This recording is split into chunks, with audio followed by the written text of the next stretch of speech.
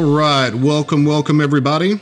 We're here at Open Support. So a couple of things to talk about really quick. I had posted in the Facebook group. If you guys are watching us on YouTube or Instagram or the other places online, then the link to this call is in the Investor Creator community on Facebook. So it's a free but private group that we have, and the Zoom link is posted there. So I posted yesterday, like, hey, what do you guys want to talk about? And had a few different responses, not least of which was, how do we find deals? How do we scale around all of that? So I thought it would be a good conversation to talk about lead flow, lead quality, how do we market, all of those kinds of things, and then kind of bridge that into a conversation around scaling a business, right? So in the meantime, if you guys are on Zoom and you have a question, just raise your hand and we'll get to things here in just a moment. So how do we market? How do we find good deals? All of that. So the short answer is it depends. It depends first on if you have more time or if you have more money. So if you have more time, then it's going to make sense for you to go into more of a sweat marketing approach, which is exactly how I started. And I think that a lot of people start off thinking, well, if I don't have money to start the marketing, then I'm at a severe disadvantage. And it can be slower, no doubt. But my entire business has been built on sweat marketing. So the sweat marketing that I did at the point that I started was I would buy 100 bandit signs, which would cost maybe a couple $100, and I would put them out on Friday night. So I'd get up, either put them out late Friday night or very early Saturday morning, 3 a.m. And I would put out 25 to 50 signs a weekend. And then I would go pick them up early Monday morning. And the reason that I would pick them up is I would have the code enforcement officers Monday morning, whenever they started, after their coffee and their donuts about 9:30 in the morning on Monday, they would go around town and pull my signs. And so I was in a position where I couldn't lose 25 to 50 signs a week. So I would put them out for the weekend traffic, and 100 signs, which including the stakes and everything would cost me, $350, would last me 3 or 4 months. So I'd put out 25 week one, probably get 22, 23 back. I'd lose a few a week. And so I was in a position where I was able to stretch that marketing budget, and it took some time. But whenever I got my first deal in, which was a deal that netted me $20,000 cash, a $17,000 note, and $407 per month, that $20,000 felt like 20 million because I had $300 in the bank. So, it's probably, I would say probably in my entire life, the biggest percentage gain of cash I've ever had. And I thought I was rich, 23 years old with 20 grand. It's like, man, where's the club? Let's go crazy. Let's take our friends out to lunch. And not really. Luckily, I spent the money back on the business. I bought an entire FedEx truck of bandit signs. And so the guy came to my grandmother's barn because I didn't have enough space to put it, nor would my wife be exceptionally happy with me for putting a truckload of signs in the garage.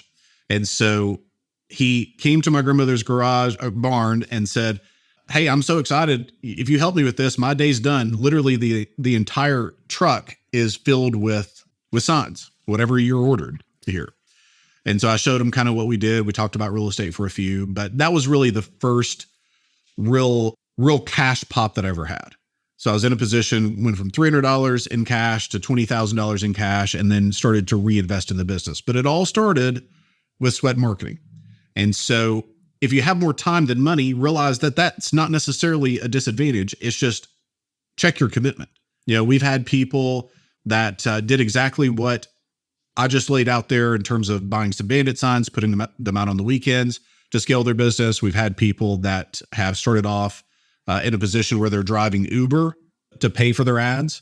We've had people that have worked a part-time job to get the business up and going. And it really comes down to, you have to do whatever it takes.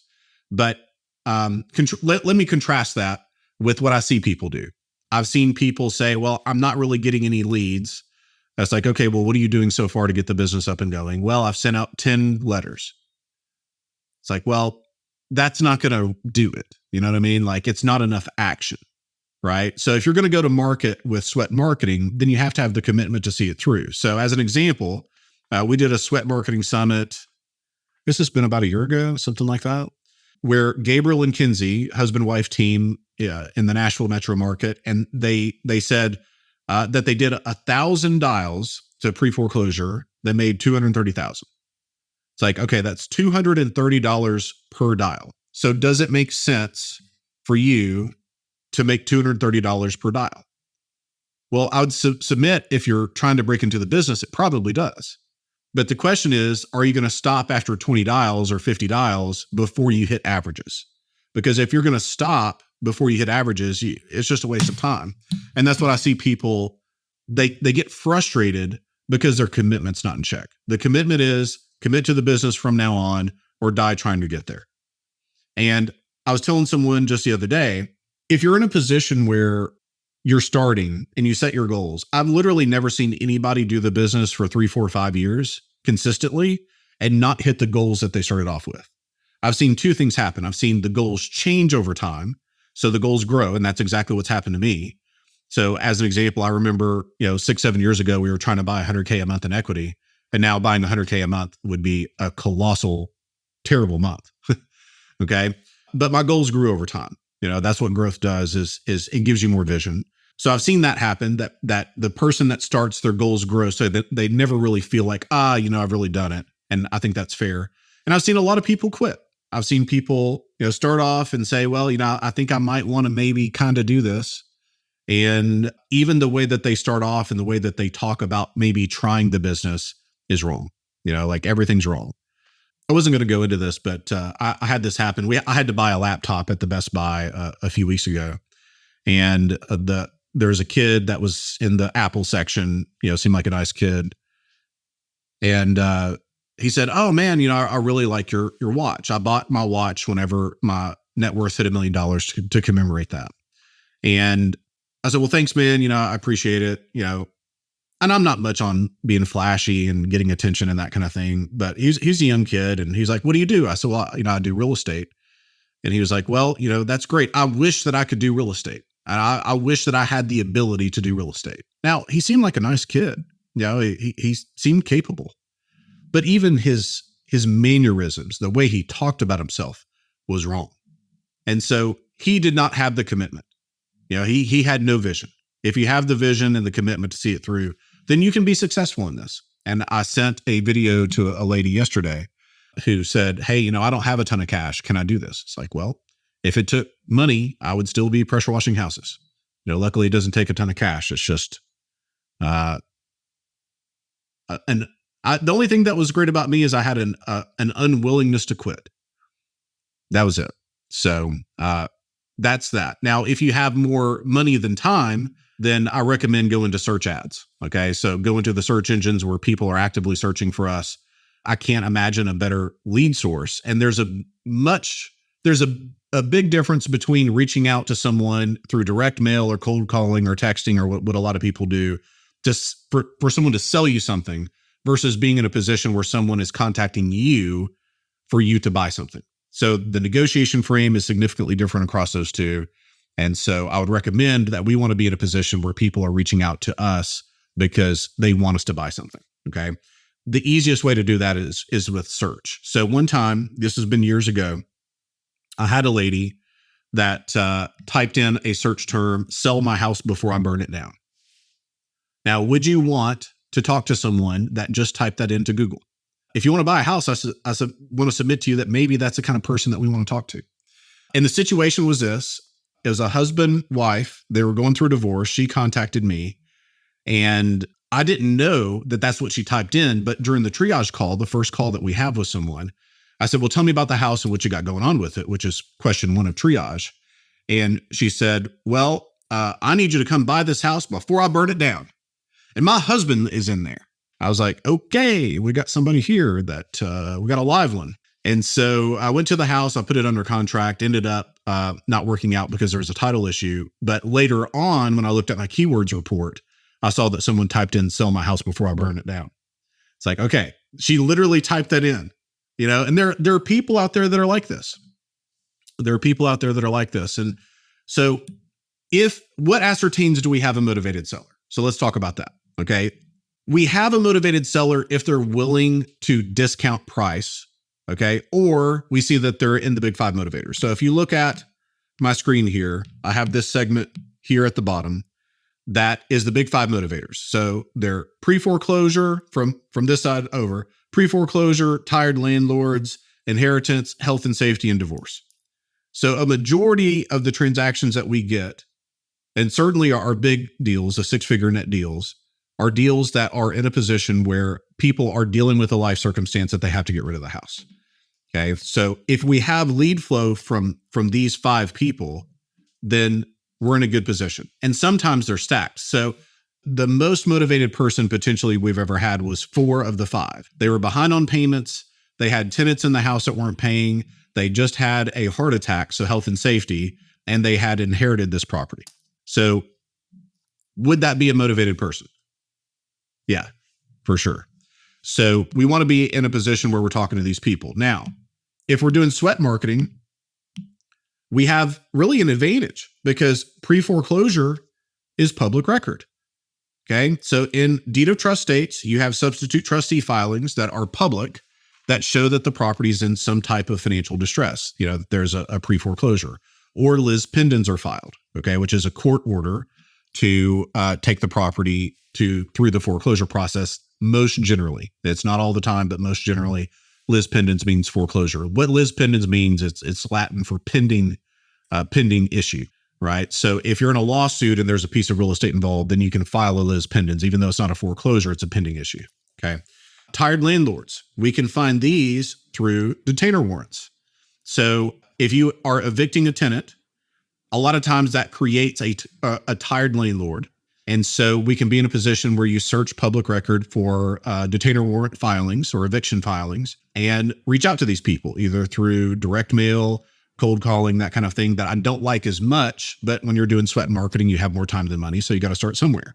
Okay. Inheritance, probate issues. Probate is public record. So we're in a position where this big five motivator is seen in public record. We can reach out to these people and start a conversation. And the same thing with divorce. So divorce is public record. That is a court filing to end the marriage contract. So we're in a position where we can reach out to these people. The only one, guys, that we really can't get as public record is health and safety, right? If somebody gets cancer or somebody has a substance abuse problem or there's an abuse situation, which I feel like falls under health and safety, then we're not in a position really to have that. We're not privy to that information. Okay. Questions on that from anyone right now? I've got a quick question, real quick. My name is Leon. Go ahead, Leon. Typically, where are your sources for your pre-foreclosures coming to? I know I've used batch leads and one or two of these other guys in the past. Where would you say your best sources to tap into them from? Yeah, really good question. So the question is, how do we find pre-foreclosure leads? I've used batch leads. I've used these other products. How do we find them? I think it's really important that you go directly to the Register of Deeds if you're only marketing local and get the information there. A lot of the Register of Deeds offices put their information online. So we actually have VAs that go in and research public record daily in the metros that we're pulling pre-foreclosure data from. And what we want to do is exactly what the problem is with batch leads or getting it from PropStream and these other sources is it takes some time from the time that public record hits to the time that it's scraped by the software, where if I do it manually, I'm going to have a good 7 to 10 days heads up and head start on everybody else that's getting it from these aggregated sources. So we have people that are VAs offshore that go in to the county records and pull this data daily so that we can pull the substitute trustees or lis pendens filings and then reach out through the various techniques that we do because the data is fresh. So it's really important that you're one of the first 1 or 2 people that reach out to these people so that we can begin to hedge off the other investors. So we call it throwing cold water. So the way that we throw cold water, it's like, oh, there's all these other investors or wholesalers. They call people like me to close because they don't have the ability to close. And they're going to want you to sign a contract and they're going to want to make you an offer, a dirty lowball offer. So we're building the moat away from those people, right? So I think researching public record and getting direct to seller quickly is really important in that. So how's your experience been, Leon, with batch and the other sources? It's always back down to the data, Yeah. I haven't had any issues with batch leads per se. I ended up going offshore and finding a group out of Egypt that did my skip searching for me, and they reduced it from the 12 cents to like that 4 cents range, which made it more comfortable, So I'm a little, just my thing. I'm a real estate broker too, an agent too. Cool. And I've been here for years. So I kind of know how to pull from that whole agent. A lot of people don't know. CoreLogic is the company. They typically do all this for everybody and all these other, white label setup forms, but they do it for agents too. So the data is typically there, but it's only there if you're in Georgia for typically Georgia. You're not, Gotcha. You can't really go to New York or some of these other places. So when I pull it from that source, which comes from the same source as batch leads, I find it to be equally as good, sometimes even a little bit better, because I think they reported it there before batch leads gets it, Yeah, that makes sense. So are you getting regular transactions from this model? Yeah, we've been getting regular transactions from it when we go right to that realtor source more, It seems like we go through batch leads. So when I give them amount to dial, typically I try to keep it at about 10,000, but it's kind of hard, when you stay in Georgia, but I haven't ventured out to get outside of Georgia, and that's kind of why I'm here too. So. Gotcha. Yeah, for sure. Georgia's a great market. I mean, I really like 75 north of Atlanta. I've got notes in Macon. I like the Macon market, but Macon, Valdosta, those markets are a little bit cheaper. So it's just tough to really hit a lick like, you're going to have in Marietta. I agree 100%. Definitely agree. Cool. Awesome. Hey, I appreciate the question, man. All right. Got a question from Ronnie. What's up, fella? Hello, Brad. Hope all is well. Yes, sir. So I finally got around to doing some direct marketing, and I know you're big on holding the flame and not making offers.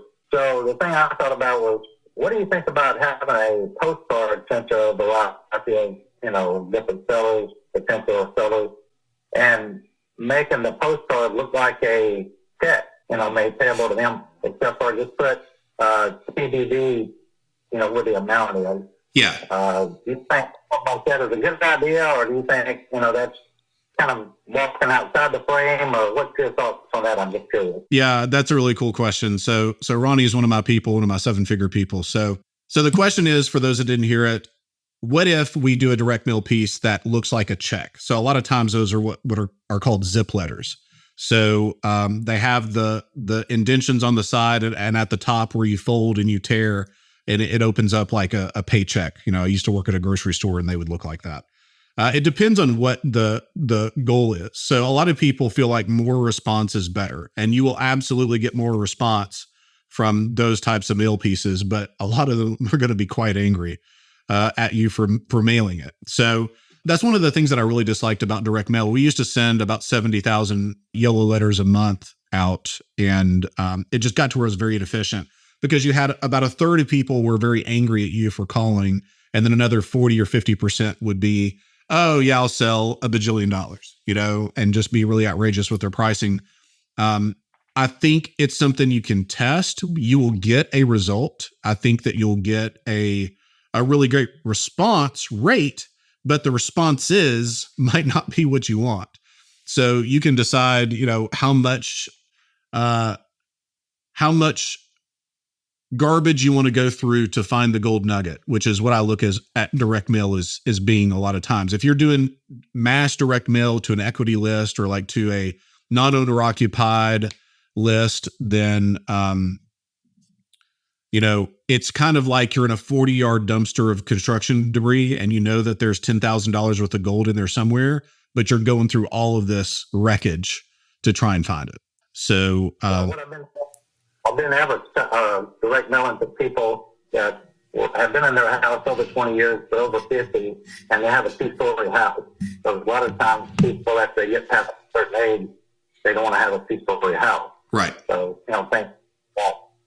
But talking about Macon, I had a deal there last week where I found a house that was for $10,000, and I got a guy that was wanting to buy a house, and I started paying for $10,000, and he's paying me $600 a month, for 30 years, and the purchase price is $69,000. Boom. He gave me $2,000. Yeah. Love So it. he's paying me $600 a month for 30 years, and owner financing. So that right there will tell you a little bit about the maker market. Yeah. So really, the house cost me $8,000, and I'll end up. Of course, he probably won't stay there for the whole 30 years, but I still, my purchase price is $69,000. So it looked a little bit like this. So bought it $10K cash, owner financed it this way for $70,000, $10K down. So his cash is break even, but now he's got a note that pays him $600 per month from now on with no money in it. Yeah. Beautiful. I mean, it's like, how many of these can we possibly do? Just as Young Dolph would say, run it up. Well, I'm planning on doing at least 50 of them this year. I love it, man. Yeah. I got a list of 10 off-market properties yesterday, right in that general area of Macon and Columbus. Okay, cool. So are you doing most of your stuff in Georgia now, Ronnie? Doing Georgia, Alabama, and Tennessee, but mostly in Georgia and Alabama. Cool. Love it, man. 50 deals. Very good, man. And it started with investor career. Well, it's so funny because Ronnie was thinking about going a different direction, and he asked my sister, who was doing coaching with us at the time, are you sure that I should be here and not over there? And I think that you're probably glad that you jumped in with us.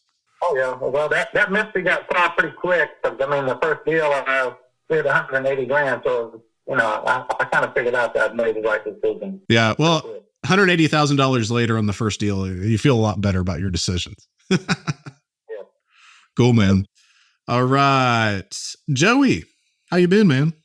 Hey, Brad, can you hear me? Yeah, there we go. Okay, I don't know what's going on. I knew you had it in good, you. man. How about yourself? Doing well, man. Just rocking and rolling. Sometimes I feel like I've got a bull by the tail. I'm just trying to hang on. Nah, I hear you. Totally. I'm actually getting over this old illness myself, but I'm just hanging in there day by day. I hear you, man. Everybody's been sick. I got this deal. It's a tough situation, man. I don't know what to do for this lady. We feel really bad. It's really got us stressed out because we want to help her out, but it's just it's not the best. The numbers aren't the best, but I can just kind of run down the scenario with you real quick. Yeah, let's do it. Okay, so she needs money to relocate to DC. She hasn't made a payment in like over a year on her house, and I don't know how she's not already in some kind of foreclosure. The attorney didn't seem to think that she was when we ran title work, and they couldn't really figure that out either. So I don't know what's going on there. That was strange. But her mortgage is $158, and her PITI is $1,700 a month, and she's needing. Well, she was wanting like $20K in walkaway. We obviously can't do that. We originally told her we could do $180, but then we found out that what she owed was a lot more than that. So her arrears is $34,600. And we had offered her $180, but we're like 12 and a half over what we had offered her. And the ARV is $269, and then the repairs are $20. What are the repairs? I mean, right now, we're not 100% sure. We sent an HVAC out there to check it out, like HVAC, some minor stuff. I mean, the house, it's 1923 house, and I didn't get a full-on inspection, so I definitely am considering doing that. My contractor usually does all of them for me, but on ones like this, we want to be a little more thorough. So I've bought a house, this old a couple times before, and we've run into some issues. So right, it appears like electrical is good. I mean, there is a question with like a gas line. We do know there's a small issue with that. So there's definitely I guess a plumber would come out there and fix that, right? So there's a plumbing thing, but besides that, like the baths, the kitchen are already updated. I mean, it depends on, I guess, who you'd ask, if they like it or not. It's not probably the most, it's not your modern, 20, 22, 23, 24 type, rehab where the kitchen's white and everything. It's a lot darker colors. But yeah, the house is in pretty good shape, but it has a shared driveway. It's on a really small lot. It's on a cul-de-sac, which helps. And it's in a really good area. It's in a desirable area, but it's on a very small lot. There's hardly any backyard, hardly any front yard. And then we checked on the title, and she does have right of way. Like there's an easement on her driveway, but she does not technically. The neighbor technically owns the land all the way up to her house, basically. Right. Well, I mean, the mortgage company seemed to be okay with it. So as long as people are willing to lend, the bank's willing to lend, then Yes. yeah, I think that's okay. That's not an issue. Yeah. Right. So do you know the rate on the 158? I don't have it in front of me. It's pretty high. I can tell you it's not desirable. It's not, it's not under, I want to say it's definitely over 6%. Yeah, it's not a good rate. What kind of a loan is it? Do you know? You may not just off the top of your head, which is fine, but I don't. So, I mean, for me, man, She bought it like in 2018 and she bought it in 2018 for like 178. She put like 10 down on it. So she had a note for like 168 and now she owes 192. So that tells you anything. yeah. So it's tough, but I would feel really good about it if we could take the arrears and put it on the back end as like a HUD second or something like that. So doing a loan mod, most of the time when they do that, the 35K goes at 0%. So it alleviates our need for cash on the deal, and then you know what to do with it. But other than that, man, I mean, if the rate's not good, could you make it work? Yeah, I mean, we probably could. I mean, so let's just kind of work backwards on it. So if it's a 270 ARV and it needs 20K in repairs, I'm probably going to owner finance it. Let's just be a little bit conservative and say 280,000. So that's what we would owner finance the property for. Buyer doesn't have to get a bank loan or anything. We'll hold the financing in house. Probably get 25K as a down payment. So we're at what, 255, 65, 70? Yeah, 255,000 on the note. And so the problem is the upfront cash. So the secondary issue that you could do, or secondary process you could do with this, is to bring in a private lender for the difference. So if we run 255,000 on a 30-year at 8%, then we have 18. So this is PIN is 1871 per month. And so if we look at the $1,700 payment that is the underlying, that is a principal, interest, taxes, and insurance payment. So let's just deduct 300 off of that. I mean, it's early 1900s house, so the insurance is going to be kind of expensive. So ballpark PI out would be 1,400, which means the difference there would be 471 per month that we could have. So cash flow 471 per month. Note here, 255 minus the 158 is a good note. We got $97,000 in note. The problem is the cash. So cash, we have 25K come in, 35 go out for arrears, and then what did we get the walk away to? That's the question. I mean, it's pretty much whatever, she needs, I think, at least like 6,000 to move. Let's just call it 10. Yeah. So 25 minus 35 minus 10. So we're at negative 20 grand. From any other perspective, does it make sense for us to invest $20,000 to take a $97,000 asset that cash flows $400 per month? Yeah, it does. It's close to a 25% cash on cash. You're buying a 97K asset discounted for 20. Pretty good, but I don't want to personally put my cash in. So I would raise the 20 grand. We would still do this deal. Going through it, we would do this deal. So let me pause there. Questions on that? No, I think it makes sense. I mean, I was looking at it a little bit differently, but yeah, the way you're breaking it down now, I think we could probably get it done. Yeah. We've had some issues with, finding our, owner finance, buyer. And with it being, the $1,700 a month, a little higher payment, and with the weird situation with the driveway, I was wondering it might take a little longer, but I guess maybe not. Maybe it's just freaking me out. Look at the days on market by price range in this market. So if you look at, 250 to 300 is probably the bucket I would look in. See what days on market looks like for retail. And that's kind of like, in my opinion, your worst case scenario. Because probably if you had to, you could match rates with mortgage lenders right now and get an A-paper borrower. So if your 158 is at, say, 6.25, you could still sell this at 7 and do okay cash flow wise. Okay. But then you get an A-paper borrower that literally could, buy this house and go to a bank and get the financing, but you're holding the money, right? And cash flowing with someone that has stellar credit and, your note is pretty valuable. Does that make sense? So if you look at the retail market, days on market, I think that puts you in kind of a worst case scenario. That makes sense. Okay. Yeah. I mean, in this particular neighborhood, the days on market aren't too bad. It's like maybe like a month, like 30 days. Yeah. Where's this located? In Columbus. Okay, cool. Yeah. I mean, so pretty good market.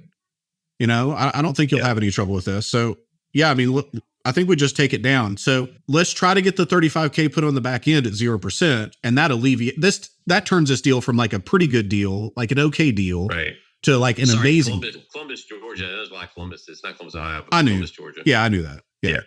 Yeah. So if we can take the 35K and put it on the back end at 0%, this deal goes from like okay, like pretty good, not terrible, not amazing, to like pretty damn good. You know, because I've never done that. The loan mod. How is that? Can you explain a little bit more about that? Well, you'll have to get power of attorney, and you don't want to do it before you take title. You want to do it before you take title. Okay.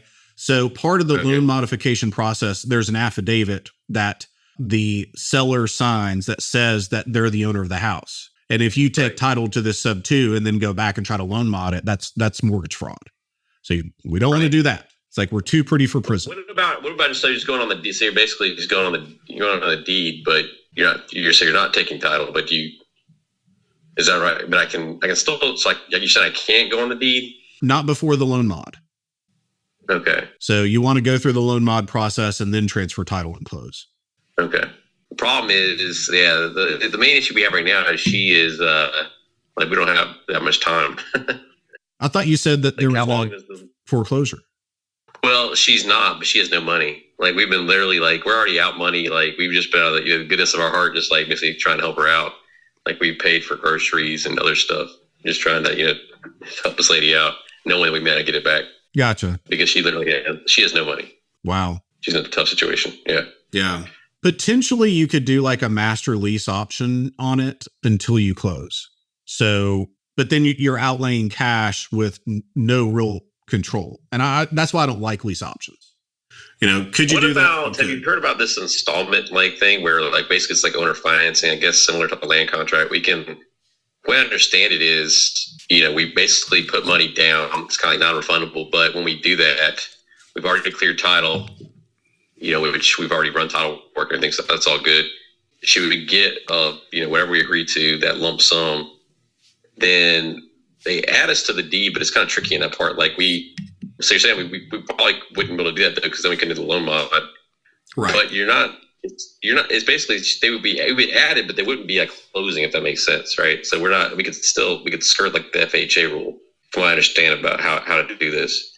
So like if we took a retail, but that's not probably what we do in this scenario, because obviously there's not enough room to take it retail. Yeah. And a lot of this is going to be governed by state law, which, I'm not an attorney in that state, but anytime like we approach like affidavits and like doing loan modifications and loan docs and all that, like this is federal, so like I don't want to even approach the gray area. And that's why I say, look, let's just stay off of title. Let's do the loan modification. It's 100% above board. And then if they want to close with us, then we can close later, Right. Because you'd be committing fraud potentially if you are on and then you do the loan mod, like you're saying. Correct. That's like, you don't want to do that. Yeah. No, that's a bad day. That's a bad day. So, yeah. So, check into that. I don't know that you don't just raise a private money for the 35, but if the loan modification was going to happen quickly, it depends on the bank, so one of your questions was how quickly. We've had them go 9 months. We've had them go 30 days. So 30 days might be workable. 9 months, it's just like close or not, it's just too much time. I'm pretty sure I can get that might be the easiest way to go.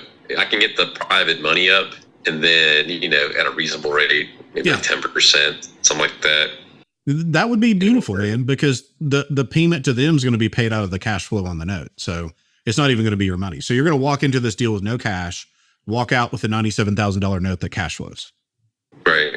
Well, but then I got the 3. Now think about that. If I'm doing like 10%, that's only $300. That eat into that cash flow. I wouldn't be making that much in cash flow. You wouldn't be making that much in cash flow, but I would amortize the loan, the 20K or the 35K difference or whatever, the 20K difference. I would amortize it on 4 or 5 years. So the full payment, that the full cash flow position I would put on that loan to pay it off and then cash flow later. Yeah. And for the people new that have no idea what we're talking about, that is okay. So me and Joey go back. So we've had these conversations before. So it's like, I'm kind of thinking about real estate investing. Let me jump on this call. Like, yeah, you're not supposed to know what we're talking about. I have another question that it's more of a newbie question, but so it might apply to some of these people. Somebody asked me the other day, and I'm pretty sure I know the answer to it, but I want to make sure I'm clear on it. So let's just say the scenario she doesn't have a husband. Let's say she had a husband. He was sick. Okay. Just for shits and giggles. And let's say that, he might die soon, and we're planning on keeping this thing as a rent, basically just doing it on a wrap and as a rental or as a, just, like you're saying, as a note. And the guy dies. Well, I guess in this situation, if you were going to keep it as a rent, it's more like as a rental question, or we're going to sell it in the property later on down the road in the future, it would have to go through probate, correct? Well, it depends on how title's vested. So if it's vested where when one person dies, that all ownership goes to the other, that passes outside of probate. So that's the first issue. And then secondly, it comes down to who's the heirs, who has a will, all that kind of stuff. But if you've already been titled the property, title's gone. There's nothing to probate. Okay. So then even if in this scenario, there's the husband and the wife, if you've already taken title of the property, then you won't have to worry about that. Yeah. There's nothing to probate. They don't own it. So it's just Tasha's house, if I die. Yeah, because they're just on the note. Correct. They don't own the house anymore. That's right. Yeah, there's nothing to probate. Yeah, we have that happen. I'm not going to say all the time, but it's a couple dozen times probably. And as far as the note goes, do you guys have to then refinance it, or do you just keep on making the payments? No, we keep making the payments. I mean, I've got mortgages that we've been paying on for 7 years that the person's passed away and been gone the whole time. So there's nothing in a note that requires a payoff if there's a deceased person outside of reverse mortgages. So reverse mortgages are an exception to that. But I thought. I didn't think there was an issue there. I wanted to just double check on it. Yeah, and my understanding is that it goes against the Garmin St. Germain Act.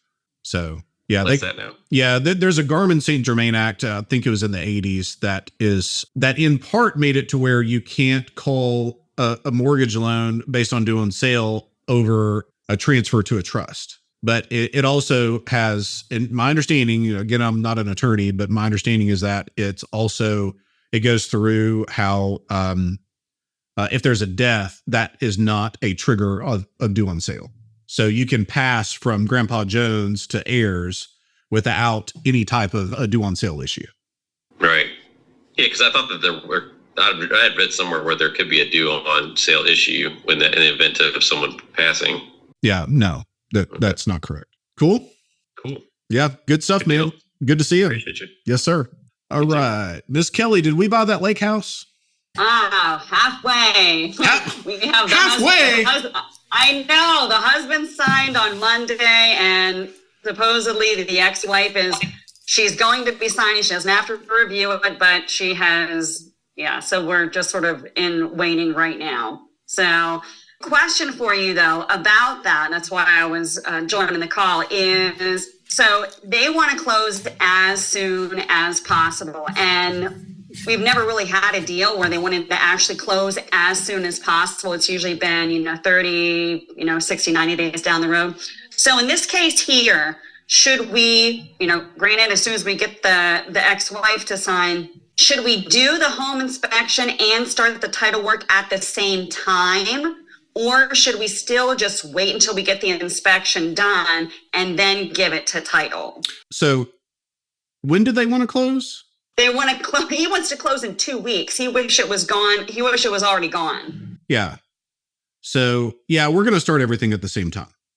So what I did do on the PSA is I had done something you had said you used to do, where we said standard policy, we put the closing date 90 days out, but as soon as we have everything done, we'll get it closed as soon as possible. So just go ahead and do everything at the same time. If we have to do an addendum, we would do an addendum if, all the home inspection comes back really bad or whatever, I in this case here, I think the numbers are to the point where we would buy it no matter what because of the ARV on it. Yeah. So just run your home inspection and title at the same time. One thing you don't want to do, like if it's off in the distance, is let's say somebody wants to close in 6 months, which does happen. You don't want to start title or your home inspection now because it's not going to be super relevant by then. Gotcha. Yeah. So yeah, that all sounds good. Wonderful. Thanks so much, sir. I'll keep you posted. Cool. Rock and roll. All right. Justin, what say you? Hey, Brett, how you been? Good, buddy. How about you? Not too bad. I ran this by Tyler, but I have some updated numbers as far as, and I wanted to get your opinion. Cool. So I'll run the numbers by you and then let you know what the situation is. Deal or no deal? Mortgage is 154, walkaway 0. Repairs, let's go 20. ARV is 230, and updated arrears is 30K. PI on this is 933, and she said it was interest rate 3.6, but looking at the paperwork, it looks like it's a 5 point something. I don't know if some changed or if she was wrong or misled me.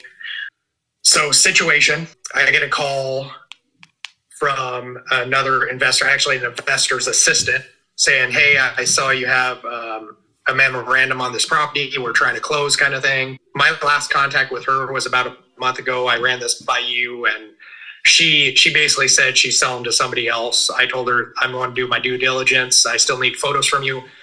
We were waiting on a loan mod. I said, let me know if the loan mod comes back. I'm happy to close. This is a divorce/foreclosure. I initially papered her. It took a couple of months to get him papered, so the arrears just kept building. By the time I got him papered, it was at 22, and then he wanted 20 on top of that. So the numbers didn't work out without the loan mod. Gotcha. But now I have a local investor in that area that is looking to fix and flip and close, but they don't know about the arrears. She basically told them about the mortgage, and that was it. Nothing about arrears. Right. So the 154, is that a payoff or is that a on a mortgage statement? No, that is the current mortgage without the arrears added. Yeah. I can see if I got a current payoff. I mean, as it stands, there's no way to pay cash. So, I mean, if it's creative, then maybe. I mean, the rate sounds, I mean, at 5%, it's not terrible. At 3%, it's good. So, I mean, it just kind of depends on where we're at there. It doesn't show a payoff. I don't have a payoff statement. I got a current mortgage statement that just shows the basically 29 some in arrears. Yeah. Well, and it's going to be more than that because they're going to tack on attorney's fees and all that. So the only way that I would do this is if the 30K arrears was put on the back end as a second, just kind of like me and Joey were talking about. And I went through with her to the mortgage company and did the application. I don't know if she ended up actually finishing the application. She's been very lack of communication until she said she found another buyer. And then again, I haven't talked to her since then. So speaking to Tyler, he basically said, see what they'll give you as far as payout to release memorandum. But I got a feeling now that I told him, hey, there's arrears, I'm pretty sure, unless the loan mod went through. And then I'd still be interested in moving forward as far as the loan mod. And I said, let me know what as far as what you guys want to give me as far as releasing the memorandum. And I'm waiting on a call back from the assistant's boss to let me know what they want to do. He mentioned going 50-50 as far as moving forward for a fix and flip on their end. That sounds messy to me. No, what you could do is take a lien on the property for your profit. And then that way you're not tied to them as a partnership and you're not on title. So then that way you're due the money. That would work. That would be okay. So if they are like, well, what's your expected profit? Well, we're going to make 70,000. It's like, well, I tell you what, man, I'll discount my 35. You give me a $27,500 second on the property when you buy it. And then that way you can keep more profit. And then that way you don't have to be involved with them. Yeah. That sounds like a better idea, but I have a feeling it's not going to work out for them now that they know there's some arrears involved. And I just double checked, and there's arrears. She just didn't tell them about them. So I papered it in October, and then even before we even went anywhere with it, they papered her with her in November. That's funny, man. I mean, I can't believe a seller would lie to us. Can you guys believe that? I can't believe it. The people that are experienced are laughing their ass off because I know. It's like, yeah, about a third of them. Exactly. So should I just be like, wait until if they want to move forward, be like, give me whatever to release a memorandum. The husband's a pain in the butt. She's lack of communication. Yeah. I would rather have this off my hands and be done with it. But if they say, look, we didn't know about arrears, we're backing out too. Where do I go with this from here if they're out? Well, you don't go anywhere. So, but let's talk about one thing real quick. So one thing you can't do is hold title hostage. So you can't record a memorandum and then require someone to pay you to release a memorandum. So the conversation when you guys run into this. So for my newer people, a memorandum of contract is really an affidavit that's placed on title anytime that a contract is on a property. You can record, depending on the municipality or the recorder's office, you can record a cloud on title that says that there's a contract. So in case they decide to, kind of zoomed in on me there, that's fine. Whenever, if Sally Jones puts a property under contract with me, and then a week later they decide to sell it for $5,000 more to John, and John goes and pulls title, then he's going to see my memorandum of contract and that clouds title from him buying it. But what we can't do is hold title hostage. So the conversation with another real estate investor. So like I'm waiting on a $5,000 wire right now on a deal where we did this. And it's like, look, we intend to close, but if you want to buy me out, then I'm happy to look at an offer. So that way it's like, it's not, hey, you have to pay me off. No, I intend to close, which is what my contract is there for. But if you want to make me an offer, then I'm happy to look at it. And so that's what I would tell you to do. So if you talk to them, it's my intention to close, but if you want it more than I do, then make me an offer and I'm happy to look at it. And I did. That's the way the conversation went. I told him, I said, I was looking for a $64,000 profit. I've been waiting to close. I've been just waiting for the loan mod, and we're going to move on to closing. Yeah, absolutely. Absolutely. Okay. If they come back and say that the deal's not working out for us because of the $30,000 in arrears, it's all yours. Where do I go from here? Well, then you take a harder look at it. But just because they exit doesn't mean that you have to release your memo.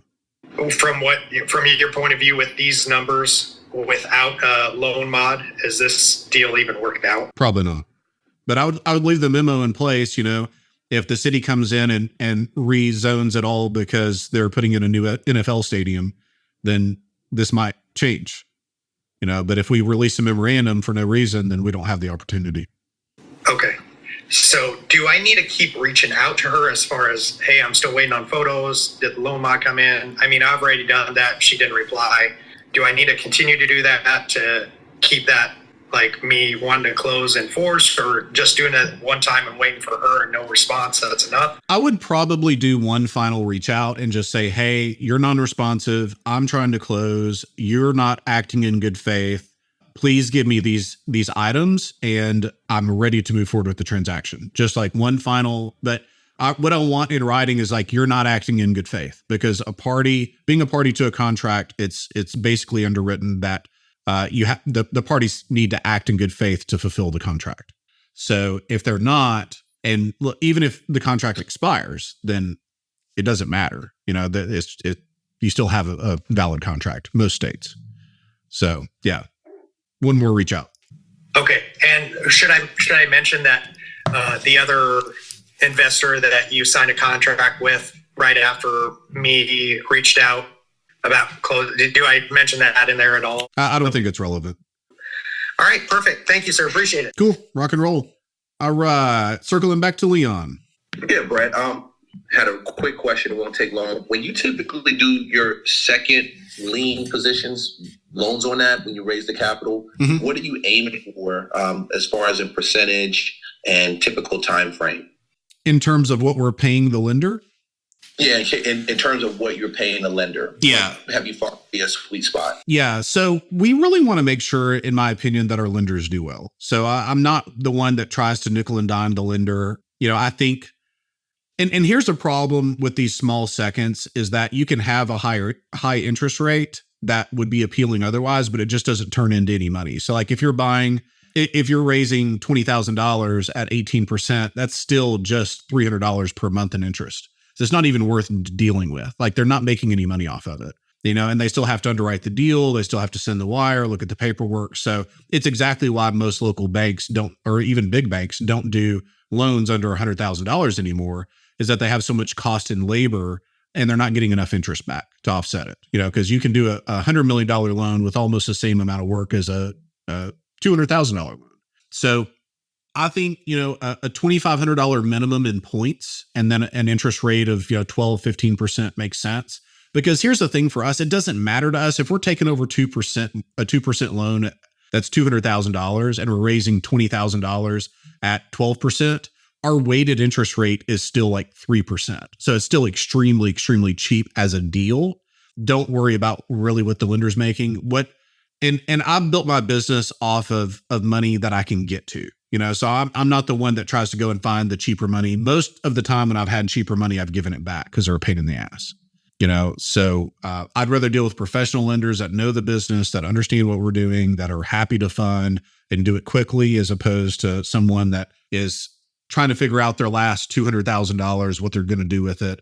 It's high risk for them. They're anxious, all of that. Like, no, let me go deal with the people that understand the business. So 2,500 in points minimum, and then 12, 15% on a 1-year loan, something like that makes sense for them, and we would do. Okay. Cool. Good question, man. All right, Pranav, what's happening? Hey, Brad. Just talking about the loan mod. That loan mod is good.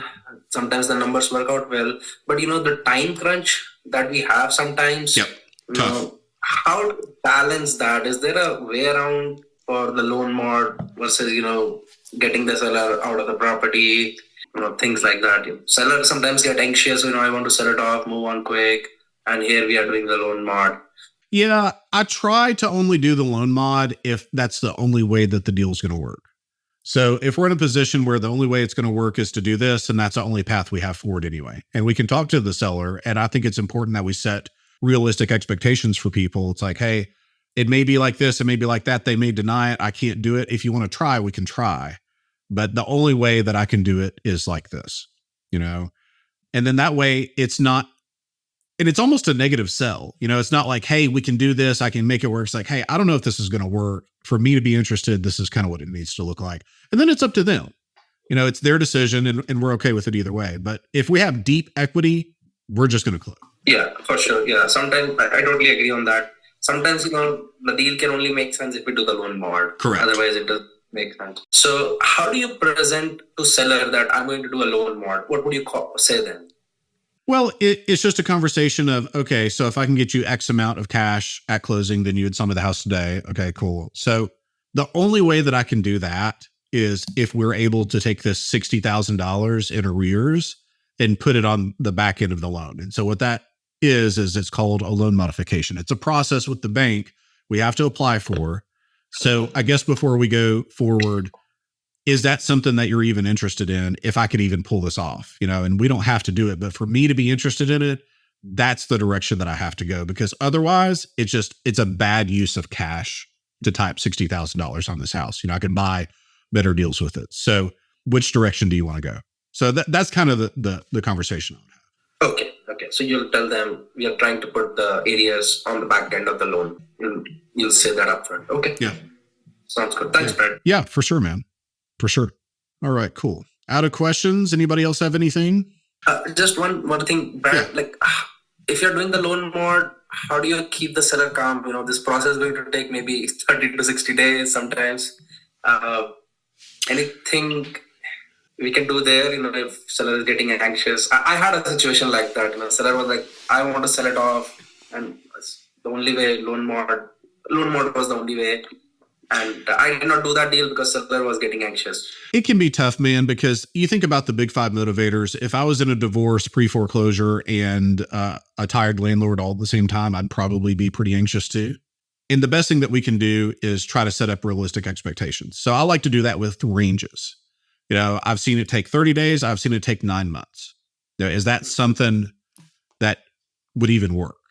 And it's okay if it doesn't, because I can buy another house, but for me to buy this one, it has to look like this. So, then that way they're not surprised. If we say, hey, it's 30 to 45 days and it's 60, we look like an idiot. But if we say it might be 9 months and it's 90 days, we still look pretty smart. So just setting up realistic expectations on the front end, and really the negative sell on the front end, I think is important, because the more they feel like you want the deal, you're trying to get it done, the more they're going to press on you. But if you can say, hey, do you remember at the beginning I said, hey, for me to do it, it had to be like this, and it may take this amount of time. Do you remember that conversation? then you have a little bit more frame overall. Makes sense. Yeah. Holding the frame is important. Setting realistic expectation upfront is important. Absolutely. Negative all the time. All the time. Okay. Fantastic. Thank you. Awesome. All right, guys. Next week, we're going to talk about scaling ads. So we talked a little bit about sweat marketing, the commitment.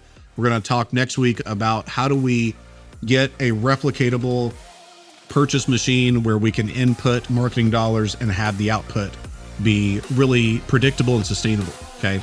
Talk about that next week. Appreciate you guys being with us. We'll see you guys then. Have a rocking week.